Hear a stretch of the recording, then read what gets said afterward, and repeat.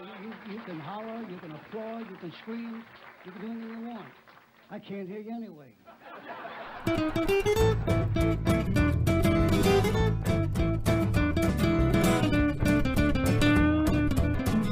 Hi everyone, it's Kyler Bingham and you're listening to the Salt Lake Dirt Podcast. On today's show we have the filmmakers behind a very beautiful, interesting, cool short film that was recently at Tribeca. The film is called LEYLAK, and we're talking to Scott Aharoni and Dennis Latos from Duo Entertainment, who are the filmmakers behind this incredible film. We're going to jump right into it and talk about exactly what this was. It was filmed during the pandemic and is directly related to the pandemic. Beautifully shot, and very cool that it had a live premiere at Tribeca, sold out, outside screening, completely sold out. So that is very exciting that we're slowly getting back on track with festivals. It also was available online, so I'm sure a lot of people got to see it all over the world, which is incredible as well. So without further ado, let's talk to the filmmakers of LEYLAK.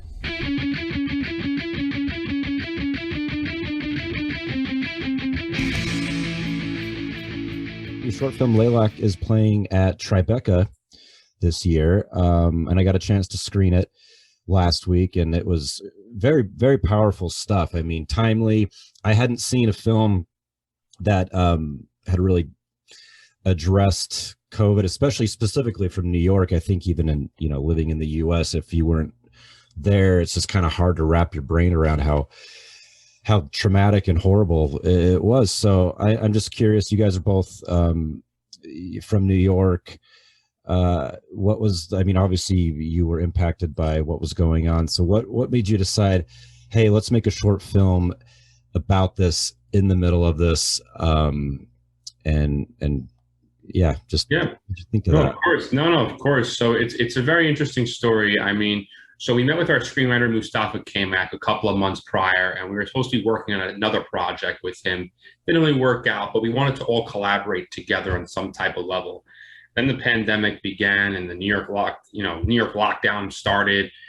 And, Dennis and I, Mustafa, we're all in New York. We start seeing these refrigerated trucks pulling up to hospitals where we're all locked down in our homes, and we're like, what is going on? This is insane.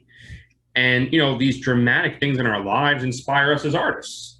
So we were saying, okay, we're going to be locked down. We can't necessarily go out there and shoot a film, but let's develop one together.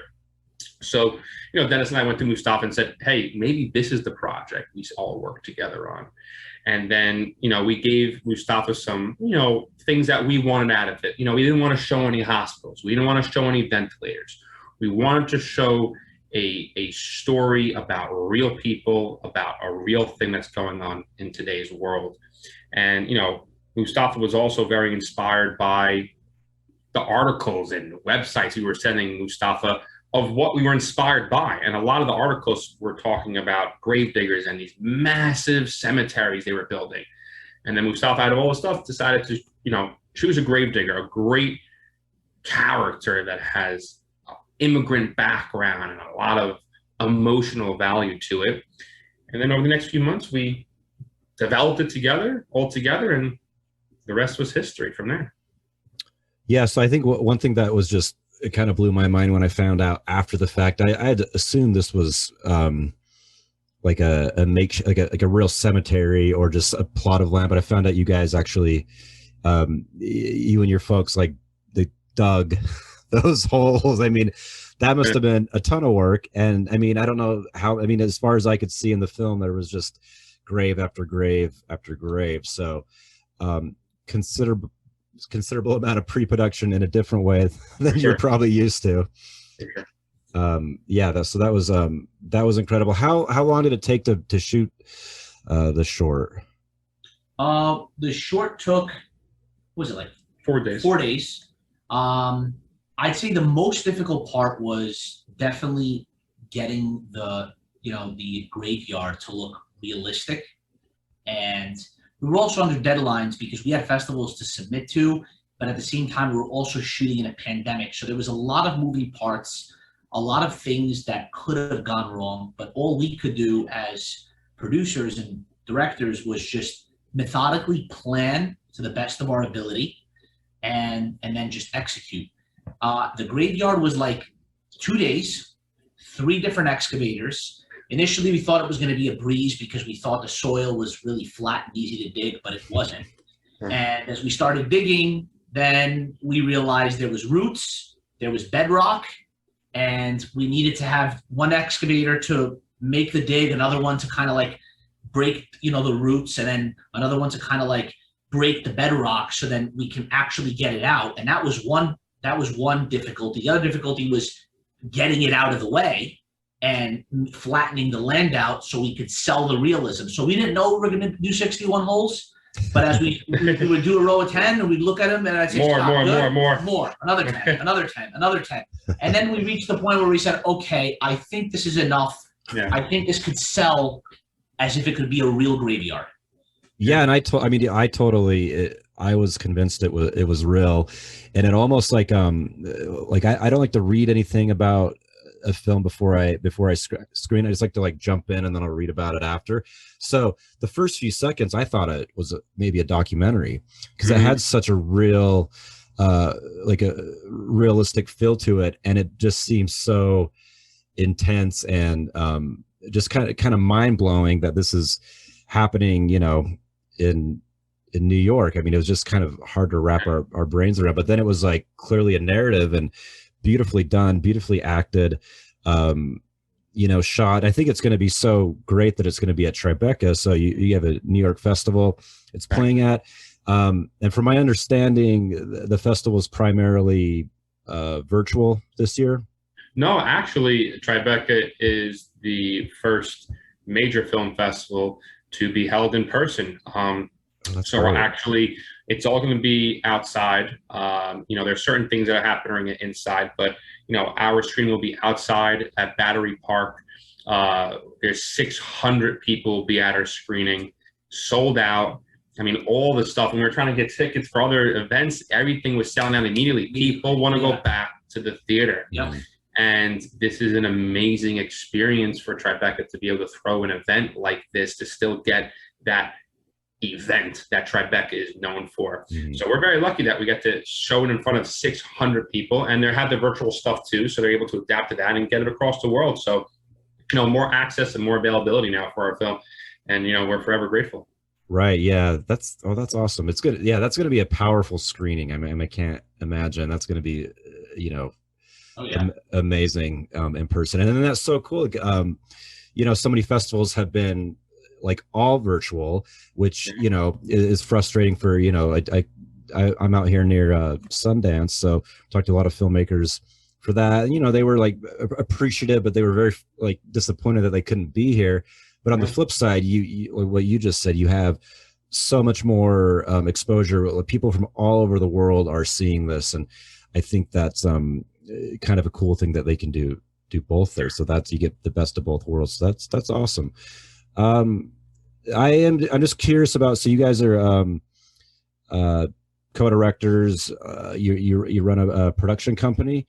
I'm just kind of curious how you got together and form this, and what other kind of projects you work on most of the time.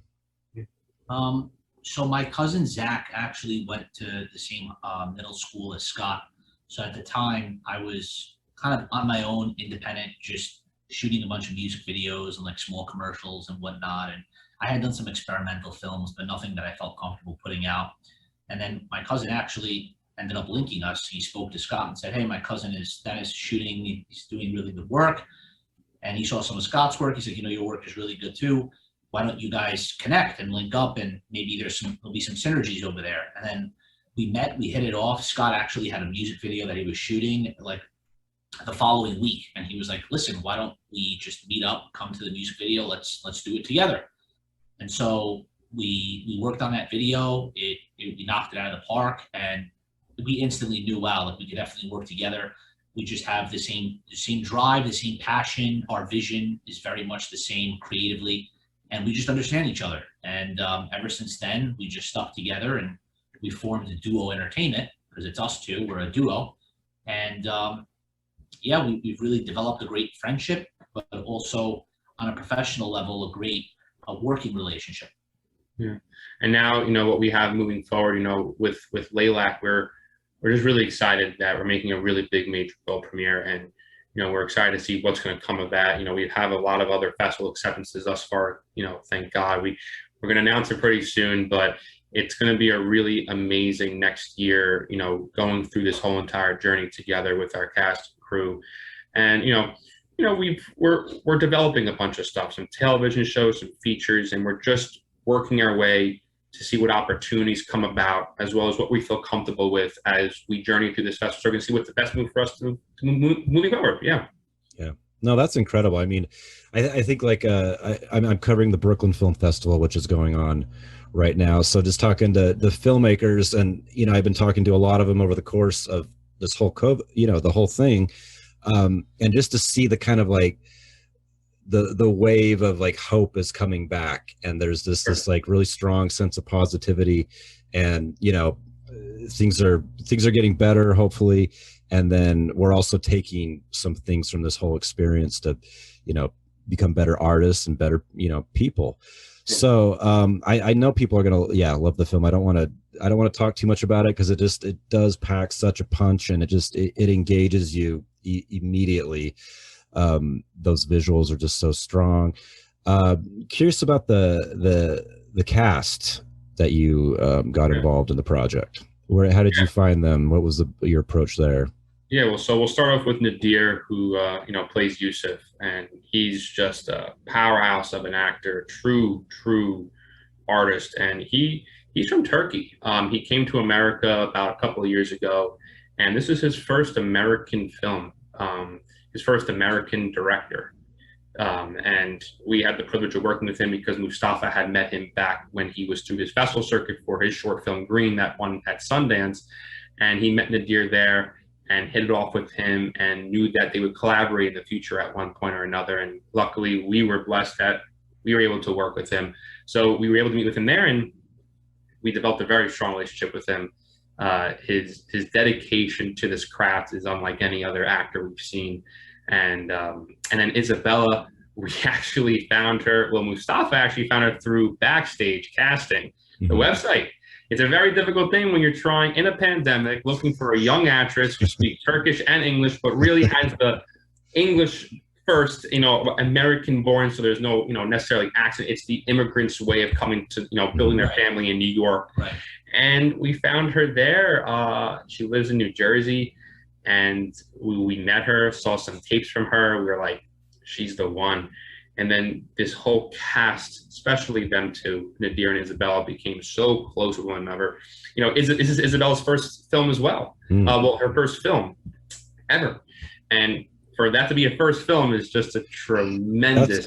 Oh yeah, she seemed like seasoned. She was outstanding. Yeah. I mean, she used Nadir as her mentor. Nadir opened up a plethora of experience and information to her. She was so willing to take direction, and was always asking us, was that okay? Are you sure it's okay? Do you want anything else? I'll change anything you want. And then just her understanding of the character, asking intelligent questions that a seasoned actor may not even ask, was awesome to be a part of that. And as well, we're blessed to have had her as well. So it's pretty cool stuff. Yeah, that's great.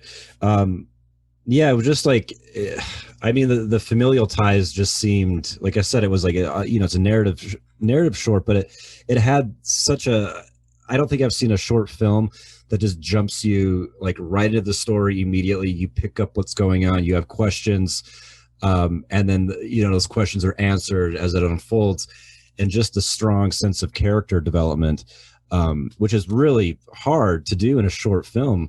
Yeah. But I was just, very impressed. I could go on and on about it. I definitely want people to check this out when it's available on the virtual circuit. Great. Anything else you want to say about the film? I mean, I guess one thing that you mentioned before, and I feel like you mentioned it again, is the realism and the documentarianism of it. That was one of our extreme intents with the film, with our cinematographer, Laura Vaideo.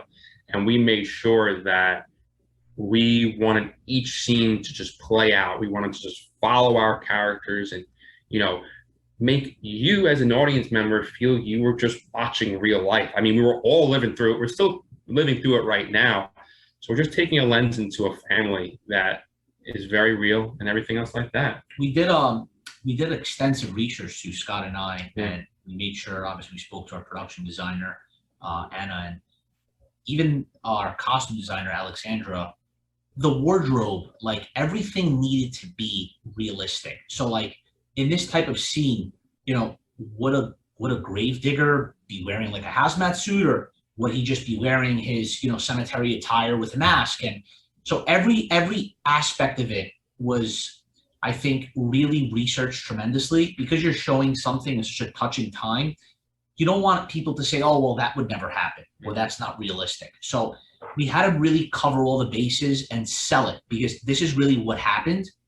And so if we're making a film on this, it has to be of the time. So when somebody watches it, they automatically know, wow, okay, and I know what's going on here. And it was evident from the first shot.